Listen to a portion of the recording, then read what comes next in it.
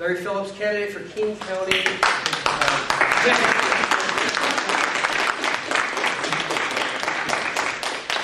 Thank you very much. A very kind introduction. It's very nice to be back with you again. It's always great to be with a great group of Democrats wherever they meet and talk about our Democratic principles and values and making sure that they get implemented. And certainly that's my roots and what I've spent a good deal of my life doing. And I can assure you, as a King County Council member, more importantly as a candidate for King County Executive, those principles and values will be carried forward not only in my campaign, but of course as a part of my work at King County. They will be with me for the next 4 years if I get a chance to serve as your executive. I very much enjoyed the opportunity to spend some time with you individually during the social half hour ahead of the meeting. I was here a couple of months ago and met many of you at that time and had a chance to entertain your questions. And if you do have specific questions, as we heard people talking to me earlier, please contact me at my council office and also Travis as well in terms of specific issues, and we will get back to you right away with the answers, at least as far as we can, with the answers that you need to have. We do live in a fabulous county. It's a spectacular place to call home. As a native son, someone who grew up here, not here in Pierce County, but of course a little bit to the north, I always felt very fortunate to have that experience of growing up here and being a part of the fabric of King County and its very diverse communities. As a youngster, I got a chance to swim in the waters of Lake Washington and watch my parents' generation clean up Lake Washington, make it into a treasure. I camped and hiked and had an opportunity to fish the foothills of the Cascades, which left an indelible impression on me and the importance of these landscapes in Eastern King County, Central King County. I was, of course, from Seattle, but I realized how important they were as a part of what we need to have here for generations to come. I got a chance to go to area public schools, graduated in Queen Anne High School, went on to the University of Washington. Probably the best and most important thing in terms of becoming a Democrat, I had a chance to work for the person I consider to be one of the preeminent Democrats of all time in the state of Washington. I was on Scoop Jackson's staff in Washington, D.C. For 3.5 years, became one of his senior legislative aides. I've told this story many times. I did not have a very strong case of Potomac fever. Being inside the Beltway didn't mean that much to me. But I told my wife, we need to go home because I have a terrible case of Puget Sound fever. I wanted to come back here and get started on a family, and we did. I had a great opportunity to run a countywide campaign and win for Executive Revelle in 1981, and then got a chance to serve as his chief of staff, which I think is important when you think about this office. I was over there as his chief of staff, the only chief of staff that he has had. The current executive has had 6, so it gives you a sense of the continuity that we had at the time.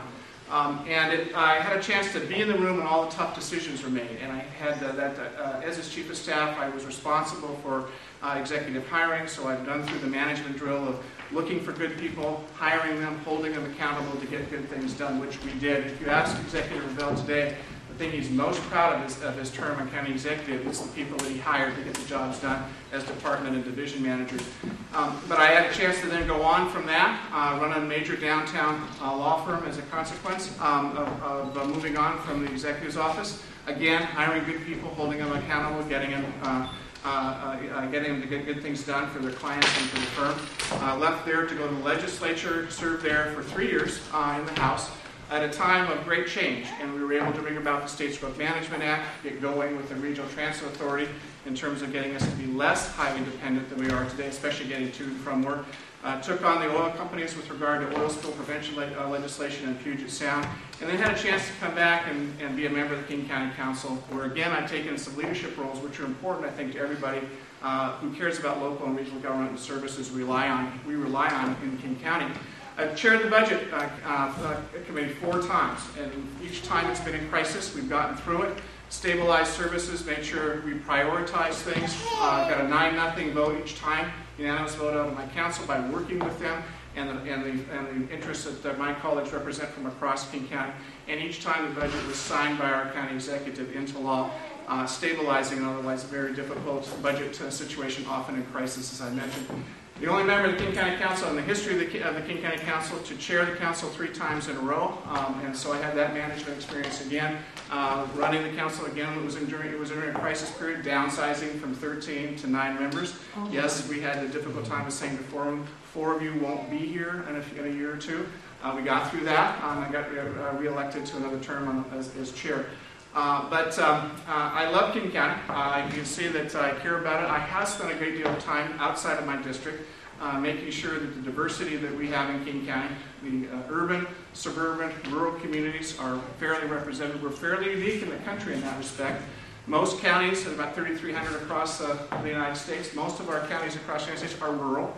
A few are metropolitan, but they tend to be like LA County, which wouldn't know rural if it took a picture of it. So I mean, they tend to be either very rural or very urban. And so we have an opportunity here to preserve this diversity a long time, to make sure that people who live wherever you are in King County are fairly represented, and that's my commitment to you as county executive. I've also gone further to say, and I've talked to a lot of rural residents over a long period of time, that they feel that the services that King County aren't always first and foremost on the executive's mind when it comes to unincorporated or rural King County.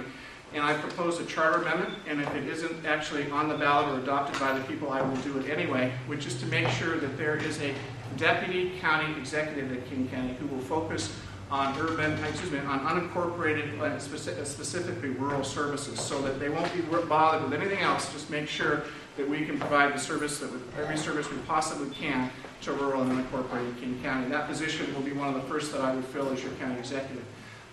So a little bit about the campaign. I did jump in early at the end of January. County Executive Sims is moving on. By December 1st of this year, you will have a new county executive. I hope to be able to earn your trust and your support and your endorsement moving forward. We do have a very active campaign. We set a very ambitious goal for the end of March, two actually. We wanted to have 1,000 people, individuals from across King County, sign up in some way and support the campaign as a volunteer, as a contributor, as an endorser. We met that goal and surpassed it by the end of March. And so we now have more than 1,000 people up on the website. You can view them. Names you'll recognize, many you won't, which is good in the campaign. You want that new energy coming in. And we also said we wanted to raise a couple $100,000 by the end of March. And you think, well, that's a lot of money. Well, it is, except there's 1.8 million people in King County and 1.1 million registered voters. So we've got to reach a lot of people in order to make this campaign successful. So we reached and exceeded that goal by the end of March. We have a very active campaign.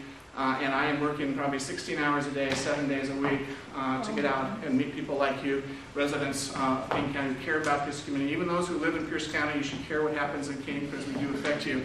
I'm working very hard, as I said, to earn your trust, support, and endorsement moving forward. We do have some big challenges. There's no question about that. And so I've talked to a lot of people about what's on their minds. And of course, the most important thing is what's happening with the economy. The national level, state level, and the local level with our local and regional services. So I spent quite a bit of time talking with folks about how local government, and King County in particular, can help with that in terms of revitalizing our local economy. The most important thing we can do is to accelerate the infrastructure projects that we have on the books that we know we're going to build. It's great to accommodate growth in the future. I should mention, in the next 20 years, we'll have another 1.2 million people joining us in the 4-county region. So a fair number of those will be your new neighbors. So we need to accommodate that. Infrastructure will help us with that growth, so we're not overwhelmed by it. In the meantime, and most immediately, those infrastructure opportunities will provide really good family wage jobs for people who need to support themselves and their families over time. They do take months and years to complete, so they're jobs to have for a long period of time. And the most important thing is many of them, if not most of them, drive a federal match of some significant amount of money. I'll just give you an example. I serve on the Sound Transit board. We are expanding Sound Transit north from downtown to Capitol Hill and University of Washington, literally bringing tens of thousands of new jobs to our community. That one project alone will bring $813 million of federal match to our community, dollars that will be spent in King County and the region to help revitalize our local economy. So those infrastructure opportunities are central to revitalizing our community. As your county executive, I will make sure they get done and they drive as much match as possible.